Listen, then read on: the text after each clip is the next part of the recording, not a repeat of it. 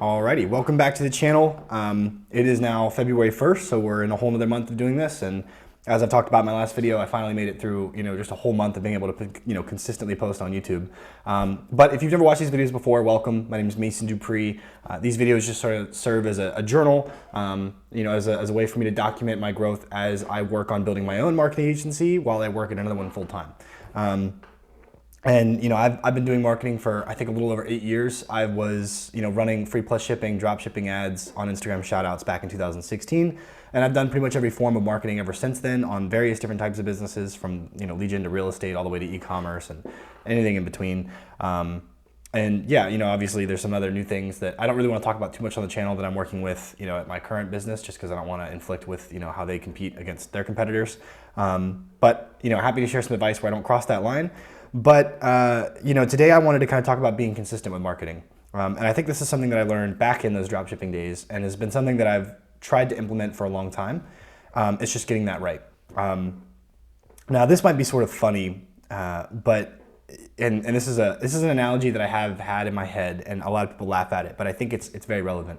If you've ever been, and this is gonna sound crazy, but if you've ever played Minecraft, I'm sure at one point or another you've decided you want more gunpowder or whatever it is in the game, farms, things like that.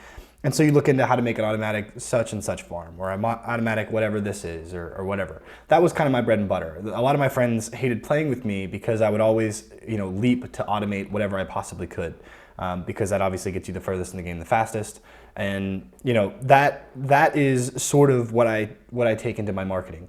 And so for me, almost since day one, well after that, so the free plus shipping with Instagram shoutouts was very manual. I had to go look at the page, decide whether or not I think that page was worth the money I was going to pay. Then I had to DM them, ask them for rates. Then I had to negotiate on those rates. Then I had to know what kind of hours, because sometimes Instagram posters would basically sell you by the hour. So I'll make a 5-hour post for you, link in bio, plus story post, for whatever that rate was, 20, 40 bucks, whatever. It was pretty cheap back then. I was profitable doing Instagram shoutouts.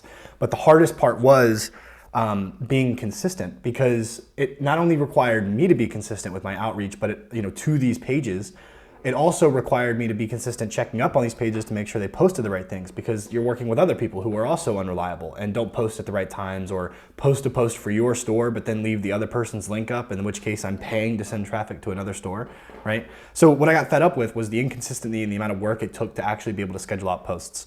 One thing looking back on it could have done better was to actually sort of bulk buy. There were opportunities to be able to get lower rates per post if you bulk buy maybe 5 posts in a month or whatever it would be.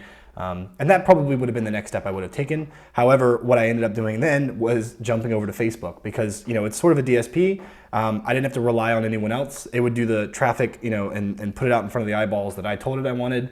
The problem was you sort of accept a level of inefficiency with that level of scale. And that's kind of the story of life. Whenever you scale up, you're gonna get a level of inefficiency that you're just gonna have to accept. But like I said, going to that transition was like me trying to learn how to build an automatic farm on Minecraft. It was so that I could become more consistent and do more marketing on a regular basis, have more consistent results, more revenue coming in, ideally, and then it takes the time to learn the skill of Facebook ads, which, I think around the time that I had started getting into it, it obviously became a little bit more saturated. I was still making money, and it wasn't impossible to make a positive ROI on Facebook, and it definitely isn't still today. It's just that the landscape has changed quite a bit. But yeah, the reason I seeked to learn Facebook ads was to keep my marketing consistent. And that's number one. I mean, even when I was a real estate agent, if you're not constantly getting out in front of new people, then you're not going to get new customers. And so that's kind of obviously the main pain point of pretty much any business, is that they can provide a service or they can sell a product, but if they don't get in front of eyeballs, then they're not going to get sales. They're not going to break revenue. And so, finding a way to systematize your outreach, and not only that, but also doing it, in a way that's ROI positive, is really the key. And with this day and time, it's not impossible. You can literally build any sort of automation you want for any particular marketing topic, whether you want to reach out to people and follow them on LinkedIn and then send them a DM, or if you want to reach out to people on Twitter and send them a DM, or if you want to do cold email, or if you want to do Facebook ads or TikTok ads, or there's a million different ways to systematize your email, or not your email, but your marketing. And it's so critical that you find the one that works for you and that has a positive ROI, and then you implement it. That way you stay consistent with your marketing, because if you don't have a business.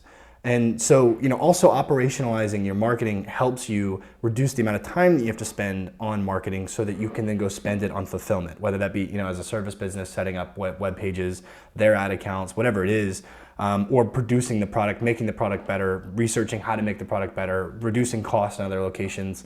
You need to free up your time from ads. Like, you need to find a way to, market. If you've got no audience, then you're going to have to market, right? So you're going to have to find a way to buy eyeballs, figure out which way is the best way to get you the most positive ROI on the spend that you put there, scale that up as best you can without it breaking, and then focus on making your product the best you can, and then focus on the systems on the back end, the onboarding and the fulfillment and all of that other stuff to make the experience really great. Because what's worse than, having to or what's easier than getting a new customer, keeping the same customer, right? Because the LTV and the cost of acquisition starts to make a lot more sense the longer you keep a customer. So keeping them happy is just as important as getting them in the door at a profit.